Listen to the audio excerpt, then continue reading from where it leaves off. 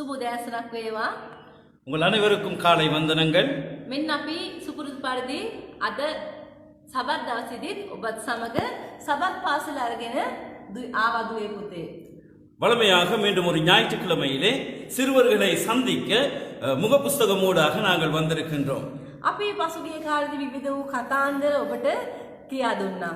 கடந்து போன ஞாயிற்றுக்கிழமைகளிலே சிறுவர்களுக்குரிய கதைகளை நாங்கள் உங்களுக்கு சொல்லிக் கொண்டு வந்தோம். ඉතින් ඔබට මතක ඇති අපි දාවිත් කුමාරයා ගැන, ඒ වගේම සාමුවෙල් ගැන, දානියෙල් ගැන, ඒ වගේම මෝසෙස් ගැනත් අපි පරණ ගිවිසුමාලා අපි බැලුවා.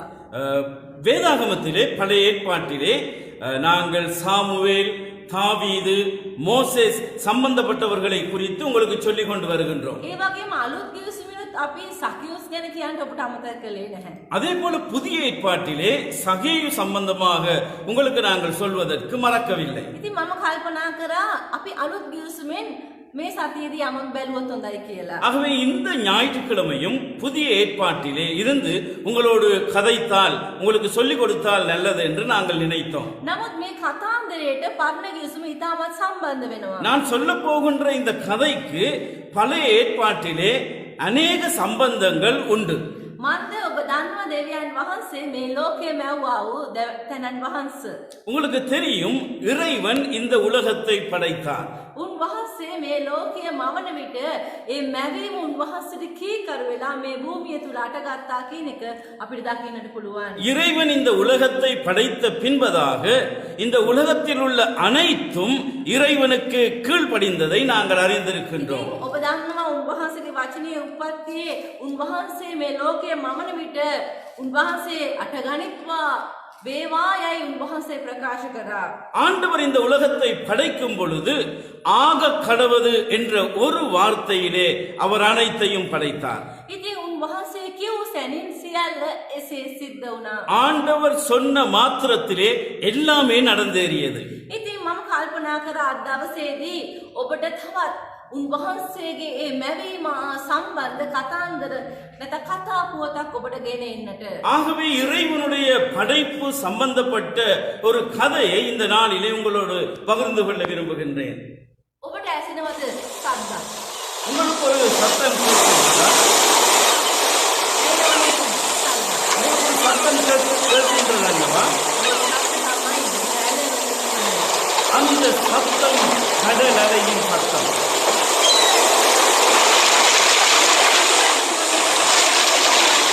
அதாவது ஒரு சின்ன அடையாளத்தை நான் உங்களுக்கு கொடுத்தேன். இன்றைய நாளிலே நான் உங்களுடைய பகிர்ந்து கொண்டு இந்த சத்தம் எங்கே இருந்து வருகின்றது?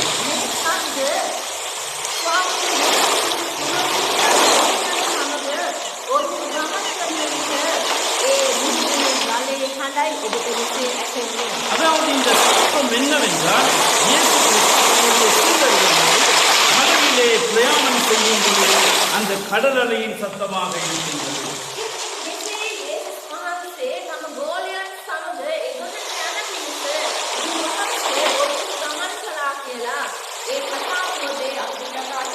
அந்த கதையிலே அக்கறைக்கு செல்லும்படியாக இயேசு தன்னுடைய சீடர்களோடு கூட இந்த பயணத்தை ஆரம்பித்தார் என்பதாக சொல்லப்படுகின்றது.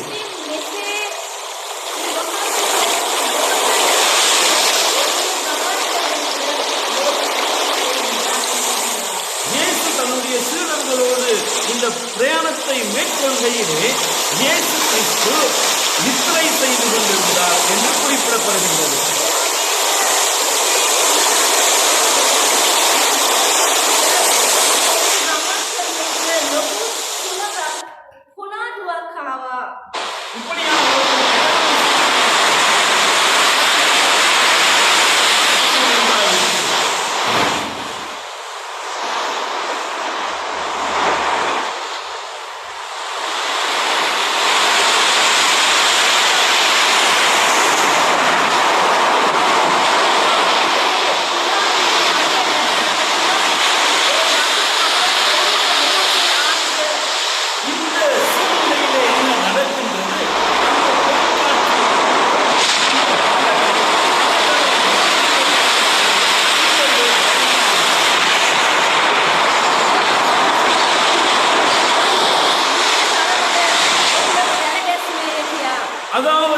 அந்த படகு அமுழத்தக்கதாக அந்த காற்று பலமாக வீசினது என்று சொல்லப்படுகின்றது. ඒ වගේම බයටපත් වුණා වූ ඒ ගෝලයින් නිදා සිටියා වූ යේසුස් වහන්සේව පුබුදනවා. ஆகவே இந்த படகிலே சென்று கொண்டிருந்த சீடர்கள் நித்திரை செய்து கொண்டிருந்த இயேசுவை தட்டி எழுப்புகின்றார்கள். ඒ ස්ථානයේ ගෝලයානවා ආචාර්යනි. அந்த இடத்திலே சீடர்கள் இயேசுவை பார்த்து சொல்லுகிறார்கள், போதகரே, අප විනාශ වන බව ඔබ සලකන්නේ නැද්ද? நாங்கள் அழிந்து போவதை நீங்கள் கவனியாமல் இருக்கிறீர்களா? එවිට යේසුස් වහන්සේ නැගිට இயேசுவானவர் அந்த நேரத்திலே அவர் நித்திரை தெளிந்து எழுந்து සුළඟට තරවටු කොට அவர் அந்த பெரும் காற்றை அதட்டினார்.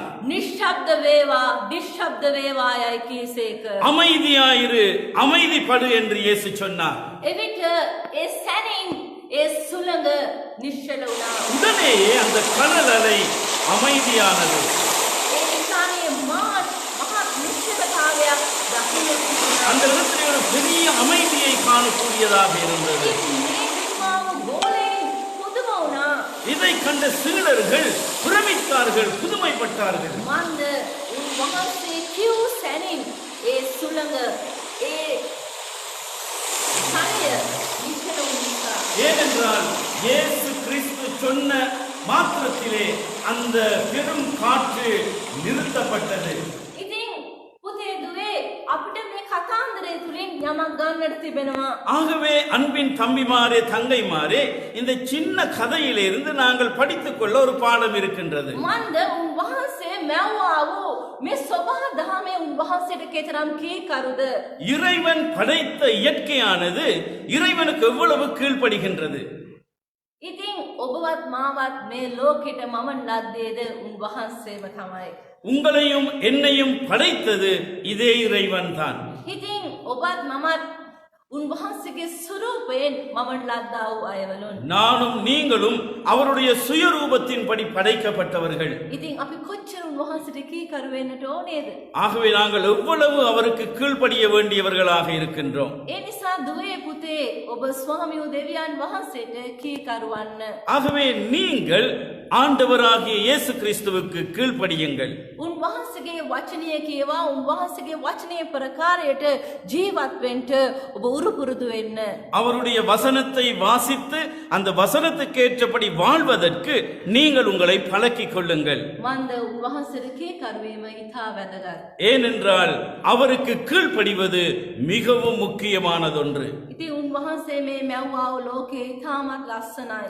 இறைவன் படைத்த இந்த உலகம் மிகவும் அழகானது. ඒ වගේම ඒ උන්වහන්සේ මවන ලද අපිත් ඉතාමත් ලස්සනයි. ஆதலால் இறைவனால் படைக்கப்பட்ட நாங்களும் மிகவும் அழகானவர்கள். අපේ ජීවිතේ මොන කුණාටු මොන සුලිසුලන් මොන වසංගතාවත් எங்களுடைய வாழ்க்கையிலே எந்த விதமான சுழல் காற்று வாதைகள் வந்தாலும் බය වෙන්නට අවශ්‍ය பயப்பட නැහැ. வேண்டாம்.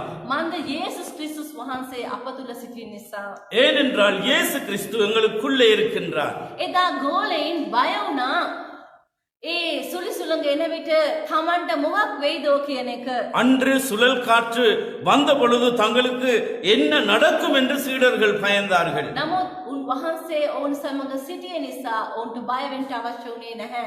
ஆனால் இயேசு அவர்களோடு கூட இருந்தபடியினாலே சீடர்களுக்கு மேற்கொண்டு பயப்பட தேவைப்படவில்லை. ඉතින් පුතේ දුවේ ஆகவே அன்புள்ள சின்ன தம்பி தங்கைமாரே, මේක බලාගෙන ඉන්න වැඩිහිටි ඔබත් වෙන්නට පුළුවන්. அதே போல் இதை பார்த்து கொண்டிருக்கிற பெரியவர்களாகிய நீங்களாக இருக்கலாம். ඔබ තුල යේසුස් ක්‍රිස්තුස් වහන්සේ ඉන්නවා නම් உங்களுக்குள்ளே இயேசு கிறிஸ்து இருப்பாராக இருந்தால் බය වෙන්නට අවශ්‍ය නැහැ. நீங்கள் பயப்பட வேண்டிய அவசியம் இல்லை. මොන සුලිසුලන් ආවත් எந்த விதமான புயல் காற்று මොන வந்தாலும், වසංගත ආවත් எந்த விதமான வாதைகள் வந்தாலும், උන්වහන්සේ ඔබ සමග නම් ஆண்டவர் உங்களோடு கூட இருப்பாராக இருந்தால், වහන්සේගේ වචනය ඔබ තුල තිබෙනවා නම් அவருடைய வசனம் உங்களுக்குள்ளே இருக்குமாக இருந்தால் ඔබ බය වෙන්න එපා. நீங்கள் பயப்பட தேவையில்லை. ස්වාමින් වහන්සේ ඔබ සමගයි. ஆண்டவர் உங்களோடு கூட இருக்கின்றார். ඔබට ආරක්ෂාව උන්වහන්සේගෙන් තිබෙනවා. அவரிடத்திலே உங்களுக்கு பாதுகாப்பு உண்டு. ඉතින් ඔබට කරන්න තියෙන්නේ උන්වහන්සේට කීකරු යනුවෙන්. ஆகவே நீங்கள் செய்ய வேண்டியது ஒன்றே ஒன்றுதான், அவருக்கு கீழ்ப்படியுங்கள். උන්වහන්සේව ඔබේ ගැලුම් කාරණයට විශ්වාස කරමින් අදහමින් ජීවත් වෙන්න.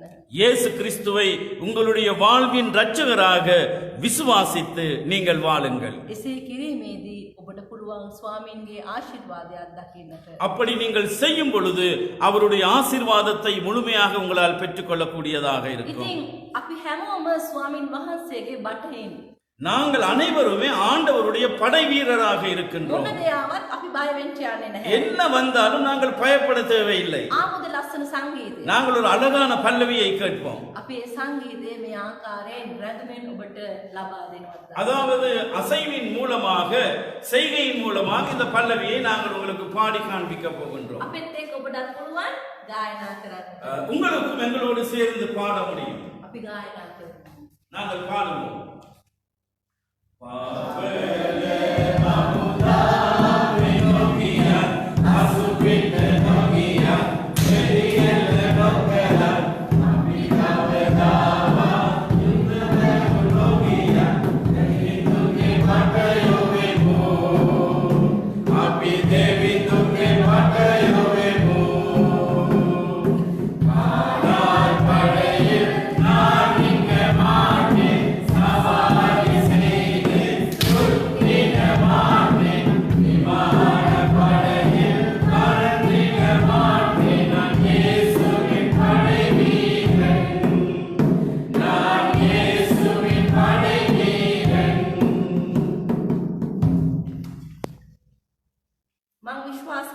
ස්වාමී උදේවියන් වහන්සේ උන්වහන්සේගේ වචනය තුලින් යමක් ඔබට මා තුලින් කියන්න ඇති කියලා. அதாவது நான் விசுவாசிக்கின்றேன் எங்கள் மூலமாக ஆண்டவர் உங்களோடு பேசினார் என்பதாக. ඉතින් තවත් දවසක අමු වීමේ බලාපොරොත්තුවෙන් අපි ඔබෙන් සමුගන්නට කැමතියි. மீண்டும் ஒரு ஞாயிற்றுக்கிழமையிலே உங்களை சந்திக்கின்ற நம்பிக்கையோடு நாங்கள் விடை பெறப் போகின்றோம். ඊට කලින් අපි යාඥා කරමු. அதற்கு முன்பதாக நாங்கள் ஜெபிப்போம். මම කැමති මේ අවස්ථාව මේතුමාට ලබා දෙන්න.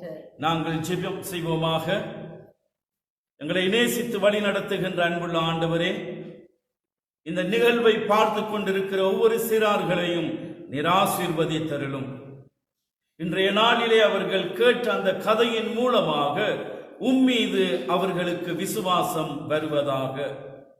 உம்மீது வைக்கின்ற விசுவாசத்தின் நிமித்தம் உலகத்திலே முகம் கொடுக்க நேருகின்ற வாதை போன்ற, சுழல் காற்று போன்ற எந்த விதமான பிரச்சனையாக இருந்தாலும் அவைகளை நாங்கள் ஜெயிக்க முடியும். இயேசு கிறிஸ்து என் வாழ்வில் இருந்தால் அவைகளை நான் வெற்றி காண முடியும் என்கின்ற அந்த நம்பிக்கையோடு, விசுவாசத்தோடு அவர்கள் வாழ நீர் அவர்களை ஆசீர்வதித்தருளும். சிறார்களை மாத்திரமல்ல, இதை பார்த்து கொண்டிருக்கிற பெரியவர்களையும் நீர் ஆசீர்வதியும்.